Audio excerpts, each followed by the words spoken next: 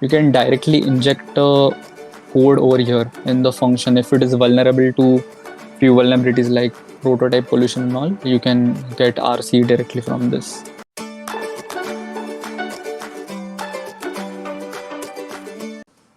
Hey guys, welcome to this new video in the Learn With series, and today we have with ourselves Rootsploit.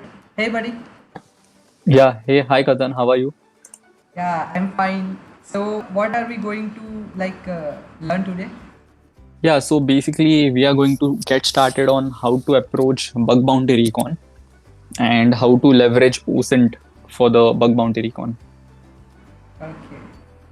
So guys, Rootsploit is a pen tester, also a Cyanide member, and Hack the Box member as well. And he also like to do bug bounties in his free time, right? Yeah, Okay. So let's start. yeah. So hi everyone. So today we are going to get started with the bug bounty recon. So thanks again, Kathan, for inviting me to do this. So guys, Most welcome, bro. yeah. So guys, basically we'll be covering many things like what is bug bounty recon, so how to approach a bug bounty recon, then different search engines which we can leverage for recon, then tools which basically I use and most of the cybersecurity people use for the recon, and how to implement OSINT for bug bounty recon. So let's get started. So first we'll get started with recon. So basically reconnaissance basically means that trying to find more information about a target. So this thing in case of cyber security, if you exclude the bug bounty scenario, this means finding everything and anything about a particular organization, or in order to use it for attacking them in future. So that's how a black hat attacker starts with any organization which they are going to target. Okay, so once we have that, we take that data and we try to analyze how we get into the particular foothold on a particular organization, get into it, and later on we exploit those vulnerabilities. So this is basic recon methodology from cyber security point of view. But in case of bug bounty, things take a little bit of steer. Here what happens is we are going to find the information, but few of them is relevant and few of them is not relevant. Like finding about the organization is, it can be helpful, but not as much as finding subdomains is. Okay, so we'll get started with the methodology. So basic methodology which most of us try to use is from Jason Hedix, that is the bug hunters methodology. So we'll just go through a methodology.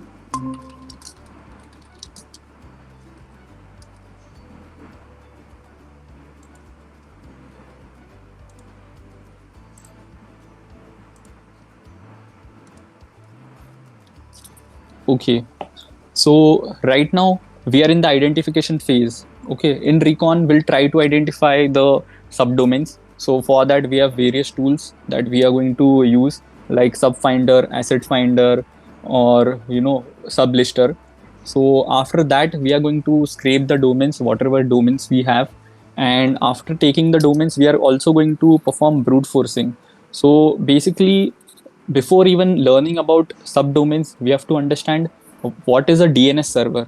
So DNS server is basically a name server wherein all the domain information is being stored.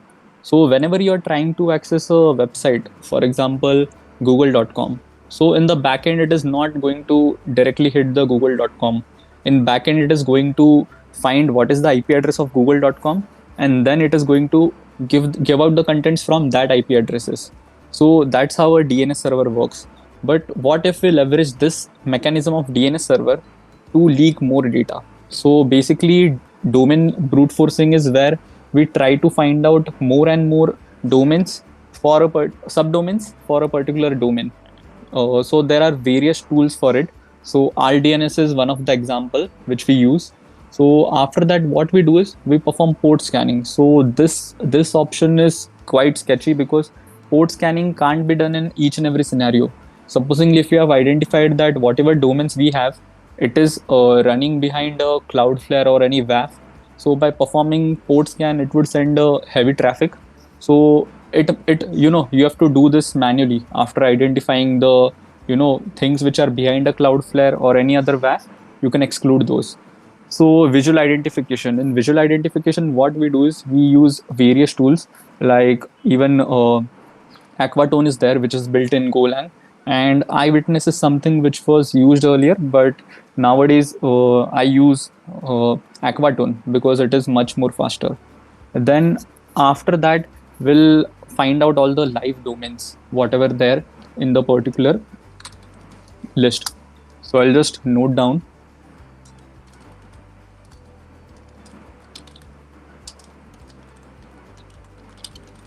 So subdomain identification is the first step. Kathan, is this visible or should I zoom in a bit? Yeah, it's visible, but can you increase the font a little bit? Okay.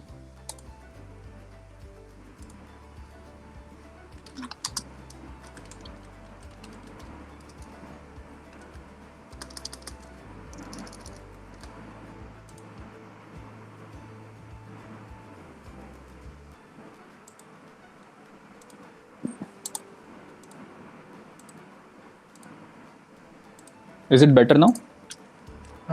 Yeah, it's better. Okay, so first step is subdomain identification. Okay, so for subdomain identification, as I've told, there are various tools. Subfinder, we can write down as an example. Then also for subdomain identification itself, we can also do brute force. So brute forcing the DNS servers, we can get the list of subdomains. Then there are also some data sets. So what do I mean by data sets? So basically data sets are data which has been stored by lot of vendors or many companies. For example, Rapid7, the company, they have created a data set that is called Project Sonar. So I'll just walk you through this part.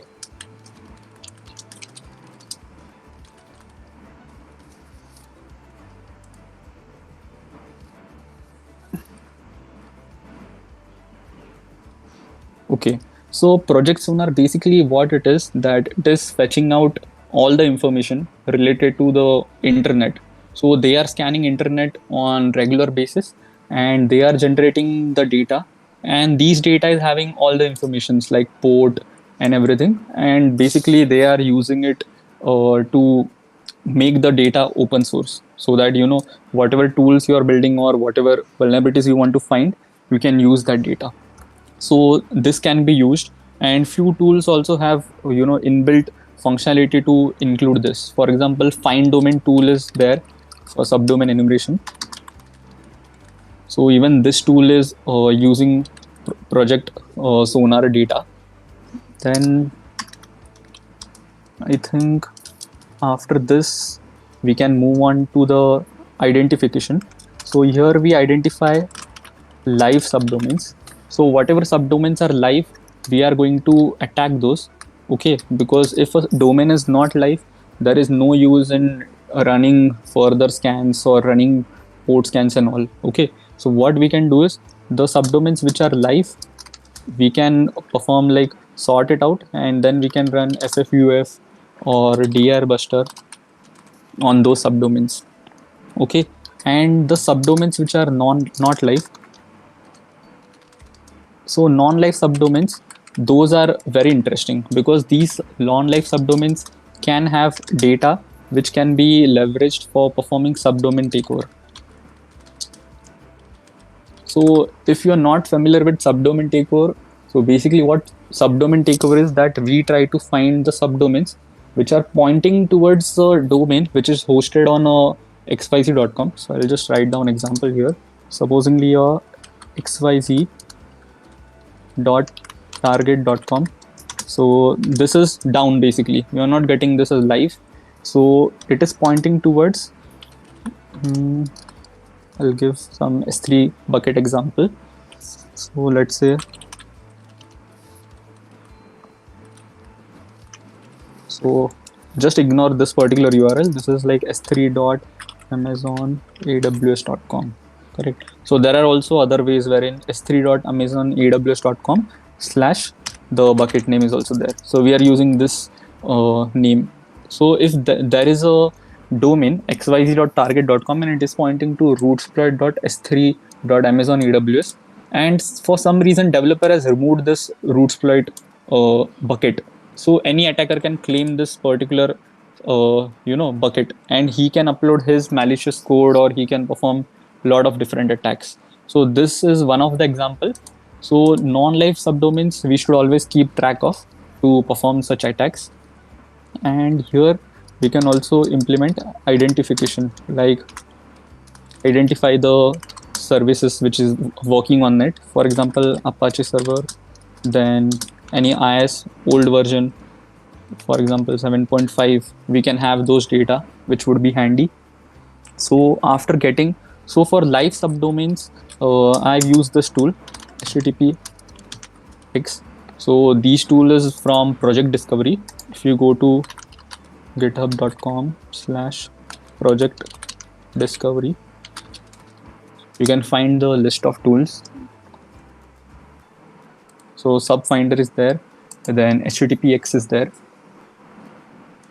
So basically we can pass the list of domains here, and after passing the list of domains, it would give out the live URLs to us. Okay, and subfinder is there to find the subdomains.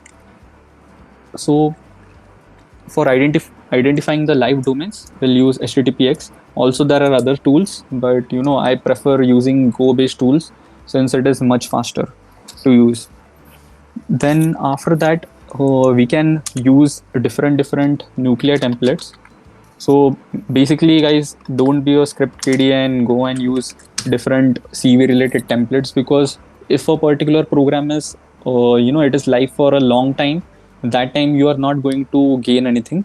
But still I would like to use nuclei for one purpose, like whenever you are using different templates. So for example, CVs is one of the template which I mostly incorporate in my flow. So this would scan for all the CV IDs which are there on the nuclei templates, and it would basically give an low hanging fruits or easy find. But that is not recommended, but still we can't take a chance, so we are going to incorporate this in our workflow. Other than that, you can also perform various subdomain takeover using nuclei. So the S3 bucket example which I gave, that can also be used with the nuclei.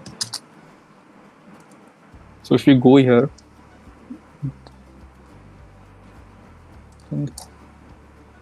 templates,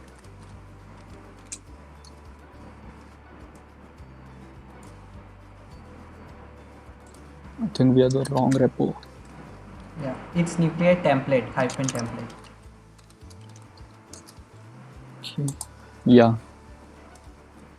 So basically, if you select the CV one, then it would scan for everything which is inside this folder. And if you go inside it, it is large, like it is based on the year. Then inside it might be more than hundreds of templates. Okay. But if you use this takeover one, that time it would check for these different things. For example, WordPress takeover, or even there would be a S3 bucket one. Yeah, this is the one, Amazon S3 bucket. So this would basically grab the particular server and it would check for an error message that specified bucket doesn't exist, and you can get the subdomain takeover in such cases. So basically, this thing is more than useful whenever you want to find more information. So other than CVs, there are different templates for vulnerabilities, like basic vulnerabilities you can get like CORS and all, which would be good to know in certain scenarios. So this is our last phase, and now we are going to do visual recon. So visual recon, I use Aquatone. So command for Aquatone is quite simple, cat then alive domains, and we are going to just pipe it to Aquatone. So I can just run you through the Aquatone GitHub so that you can download and try it on your end. So this guy, he has done a great job. because the older version of Aquatone was the only tool. It was used by a lot of the lead hackers as well. So earlier version was basically performing a lot of things, like it used to do subdomains, then it used to scan for few vulnerabilities, then it used to always perform the subdomain takeover attacks. So you can do a lot of things, but recently he has encountered that there are a lot of tools which can do the subdomain part. So he has changed the Aquatone tool into a screenshotting tool. And in the screenshotting, what you can do is you can also specify ports. Like if you want to, now the methodology which we are following is we are only running the ATN 443 ports. We have not checked ports which are there. So other ports can also there. For example, 8443 or 8080, which can run some different servers. So in Aquatone, you can mention here what ports you want to scan. So here you can give, other than ATN 443, you can also give 8080, which can give you the screenshot if there is any default page or there is any lack of authentication on a particular server. So you can see that is pretty much it about the Aquatone. Okay. So We after can this, also yeah, like use directly X large and small to specify ports, right? In Aquatone. yeah, right. So in Aquatone, there are a lot of options for that as well. So you can also parse Nmap. So whenever you are performing a network-based assessments, so you are outputting the XML file for Nmap. So if you give -nmap, it would parse the XML file for Nmap and masscan, and it would do that thing as well. So even this is a handy tool if you are doing Nmap on network assessment on a large scope. Yeah. So requirement for this is that you have to have the Chromium. Okay. So last part of recon is, which is mostly not taken under consideration, is using port scanning in your workflow for the bug bounty recon. So I've also written a blog on the same. So what we have done here is we have compared different scanning tools. So Nabu is one of the tool, which is basically a tool from Project Discovery, and it is scanning few ports for the target. If you give Nabu and host and the URL, it would scan the different ports. Okay. And other tool which I like to use nowadays is RusScan. So basically RusScan is much faster than Nmap since it is using Rust language. And what you can do is you can scan like all the ports within seconds, while Nmap might take a couple of minutes or 10 minutes. This would do the same task for you much quicker. So only uh, you know precaution you have to take is you have to sort out the IPs which are non-Cloudflare. So this you have to do quite carefully, because if there is any legacy system or any server which is having some load, it can cause a issue in that case. So you have to run it with a lot of responsibility. So in RusScan also you can give different commands. So if you specify hyphen command here, after that whatever command you use, it can be same as Nmap. So I have used -sv, that is for the service version, and you can pretty much run every Nmap command possible using RusScan.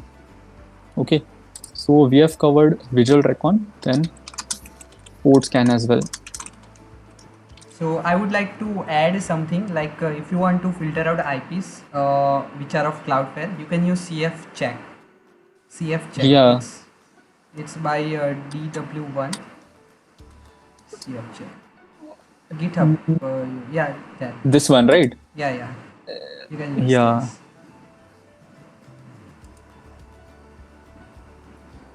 Yeah, okay. So this is a Go-based tool. Yes, I've checked this out.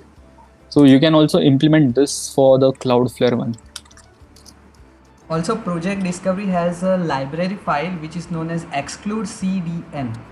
I think there is a wrapper also built on that, exclude CDN. It's a library Okay, file used inbuilt by Nabu to filter out IPs, but some other guy also made an wrapper for it. You can search it out, exclude CDN. okay. I think I've used this one, CF check earlier. It works fine. Like, Yeah, it just check for Cloudflare, but I think exclude CDN also check for Akamai and other apps. okay. So basically how Yeah, these this things, one. Yes, this one, right? So even this is in Go. Okay, right. So we are piping it to exclude CDN. So basically, what happens is whenever we are trying to hit any IP address which is behind a Cloudflare or Akamai or anything, so that time it is we are not getting the real IP of this particular domain. We are getting IP addresses of Cloudflare. So if you go in source code for any tool, you can observe that there might be a list of you know strings or IPs which are there which it is finding. So here I think it is importing this CDN check from Project Discovery in its Yeah, tool, and this particular library it is checking for the IP or host if it belongs to other CDN, I think. yeah, yeah. Right. Cool. I think this is useful now. Okay. So we have reached till here.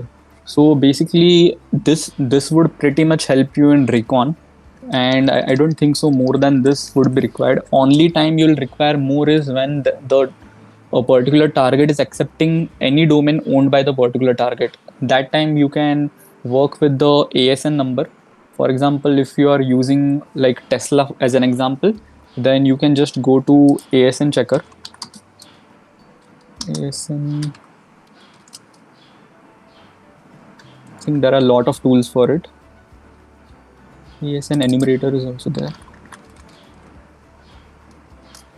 There is also CLI based tool for this. Its name is Metabigor. Metabigor. Have you heard about it? Yeah, in Jason Hedix, he has mentioned it. Correct. Yeah, yeah. We can use that too.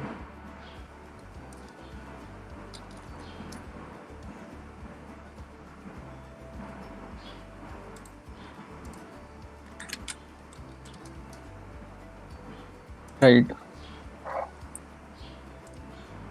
So even this tools might help you to Yeah. discover a ASN number for a particular company. So basically, what ASN number is, using ASN number, different IPs are allocated to different companies. So if you say Tesla, so Tesla is having different domains, which is not only having Tesla keywords, it can be anything else, but the IP range which is allocated to them, that we can find out with these tools. Okay, so once you find the ASN number, it would look like this: ASN 1111, that is example. And once you give it to Metabigor, I think I've installed it on mine.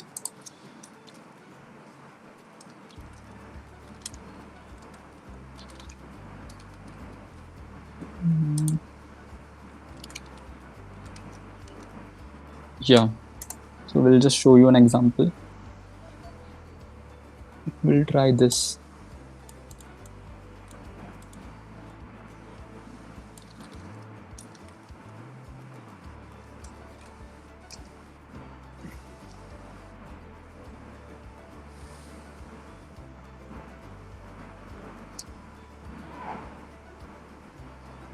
I think ASN 111 is an example. We can search for company ASN number by eco company and then Metabigor net.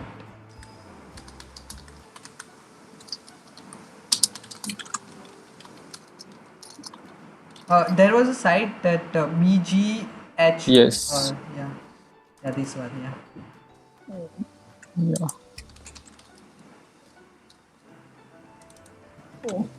Okay, so I'll just show you demo. So this is the main site which is showing different ASN numbers. So if we Yeah. go to Tesla, it would show the ASN for different things, like Tesla Motor is there, Tesla INC is there. So don't make a mistake of going for Nikola Tesla or any other, because there can be other companies as well which is having similar name, or it would have similar keyword, but it won't be the real Tesla. So always look out for it. So basically these recon processes is not like you run a tool or anything. It has to be a conscious process wherein you are looking for the data which you are getting.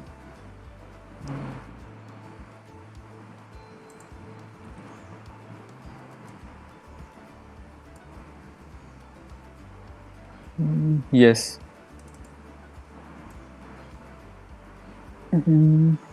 I could not get. So we got some errors, but we know the IP ranges which are there, which is allocated for Tesla.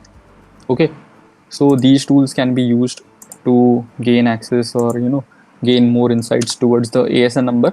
And you can also find different acquisitions or companies which are owned by our target company. Okay, so next part is OSINT. So OSINT basically stands for Open Source Intelligence. So whenever we are doing a recon on any target, OSINT is the thing which we should be looking for, because OSINT framework has so many different things which can be used, you know, for performing various attacks. So for example, username. So if you want to search for username which are there for a particular site, you can even search for that. Then email IDs. So example, if you are testing on a target site and it doesn't have any test credentials, it is a pure black box kind of bug bounty program, that time you can just search for emails. So even there is other tools like Harvester, which most of people might be knowing, which is pre-installed in Kali. Okay, I think it is having capital issue. Okay, so these tools can also give you a lot of email IDs related to the organization. So we can just give -d domain, then we can set the limit how many emails should it fetch, and B is for sources. So in sources you can give it like, do you want to go from Google, or you want to search from Bing, or there are different sources. You can see here Hacker Target, Hacker.io, LinkedIn. So we can do one thing. Since we are talking a lot about Tesla, we can do this -b all and -limit. Let's fetch a small quantity for now. Okay, I think there is some issue with this spice library.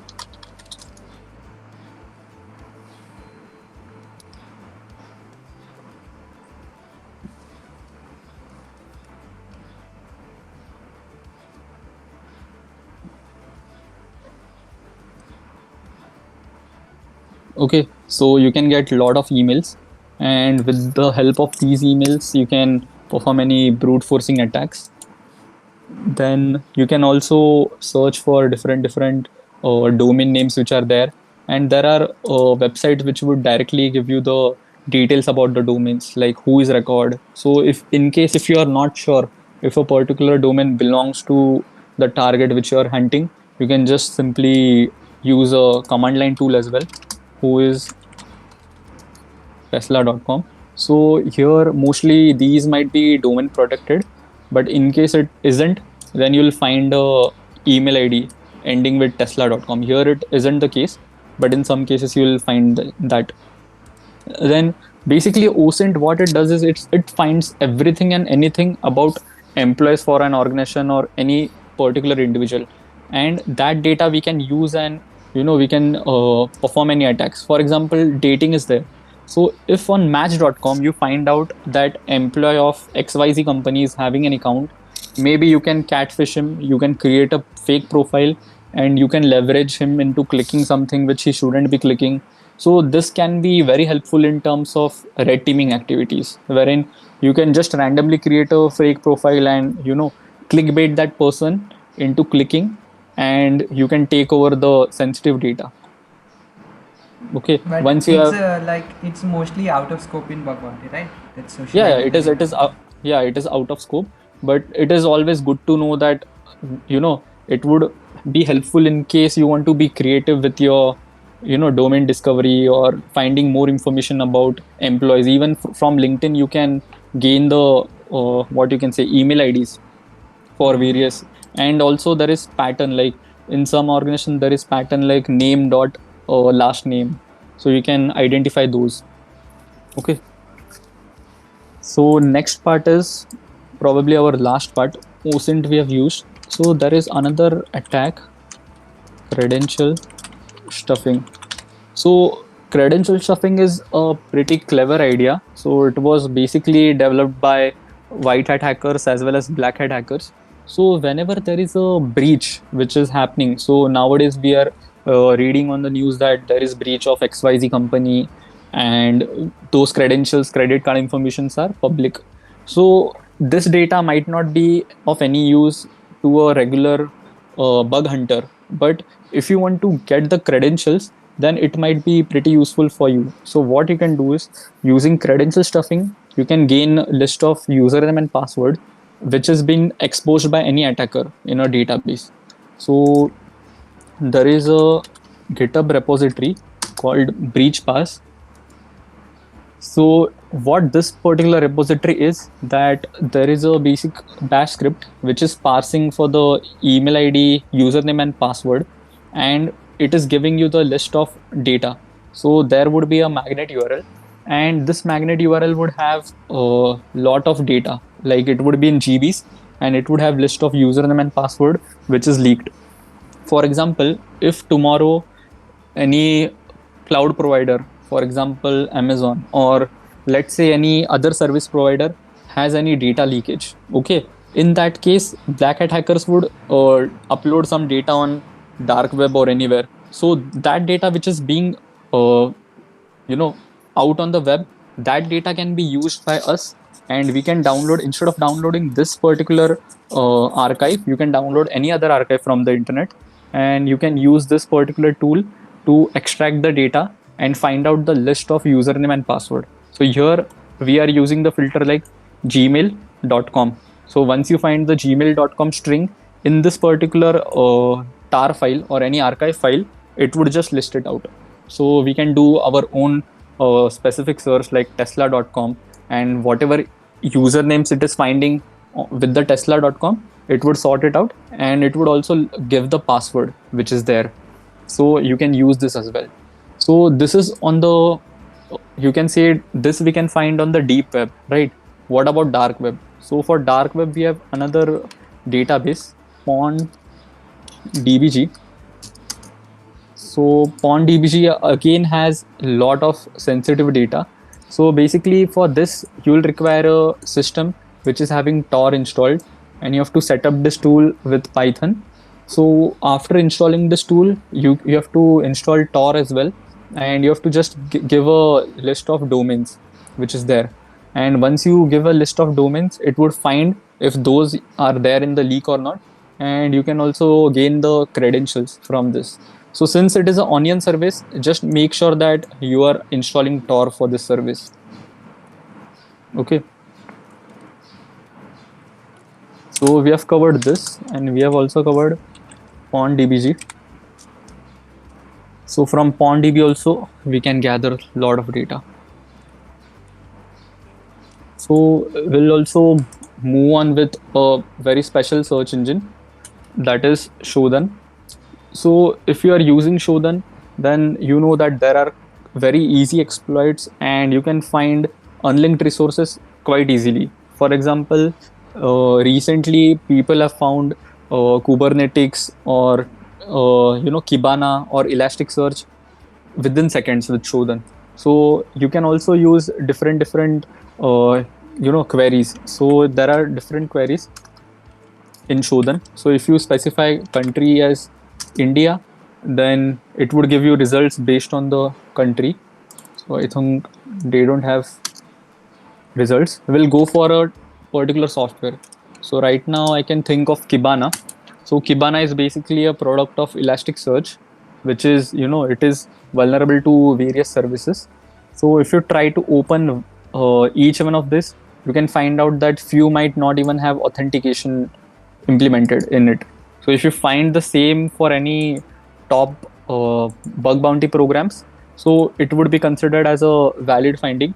And this can also lead to various attacks. Like there are few CVs on Kibana which is directly remote code execution or DOS or XSS. And this basically, these services are processing GBs of data on the go. So it always has some sensitive data. So here it is not have, I think it is having authentication related issues. Let's go ahead and open few more.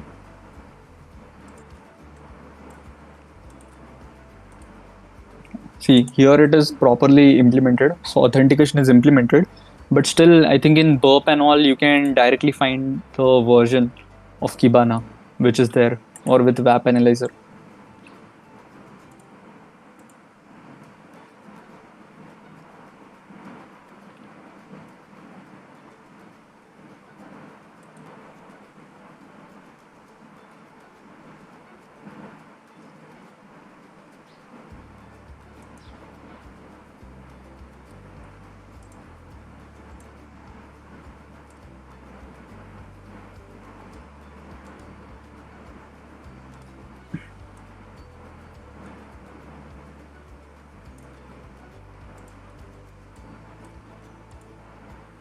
Okay, so even this Elasticsearch is having some Docker port open.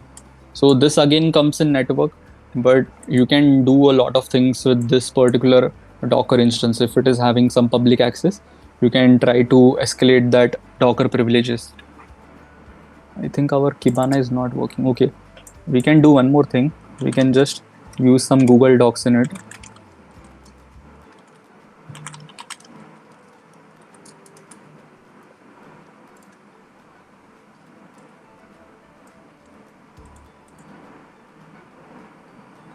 So as you can see that on this particular website, we directly have access to the entire Kibana. So I hope that it is not that active. So maybe they have kept it open by mistake. But if you go to few modules like Timely and all, you can directly inject a code over here in the function. If it is vulnerable to few vulnerabilities like prototype pollution and all, you can get RC directly from this.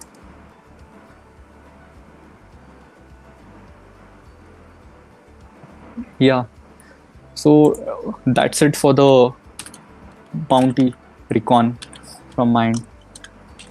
That's awesome. Like those you might heard clips on Twitter. P1 in 5 minutes, P1 in 2 minutes. And Yeah, so while this showdown, you were showing showdown, I was like thinking that those tips. P1 in 5 minutes. yeah, it is not 5 minutes really. You have Yeah. to dig deeper because it is always a learning thing. So right now you can see that some folks might be thinking that okay, how people create Google Docs, how something is created. So if you see right now, after visiting Kibana, I got to know that okay, app slash Kibana is the default URL. I tried the same Google Doc. So similarly, you can go for Google Docs. Thank you, Rootsploit, for being with us and sharing this lots of valuable information. Before we exit, do you want to say anything to the audience? Yeah, don't be script kiddie. Exactly. Know Yeah, the whatever. reason and purpose behind what you are doing. Right? Yeah, it is not about even script kiddie, but if you are doing anything consciously, then you will have far more better results than anyone, even if you're hardworking or not working. So if you are conscious about what you're doing and how you're doing, then I think it is better than smart work. Yeah, exactly. Yeah, so we can conclude with like conscious work is better than smart work. Yeah. Thank you so much. Yeah. Yeah, thank Bye you, bye. Kathan. Yeah, bye Bye-bye. bye. Take care. Thanks for watching. You can check out my previous video with Manas. Also, many more similar video is in the lineup. So stay tuned and like, share, and don't forget to subscribe. Peace.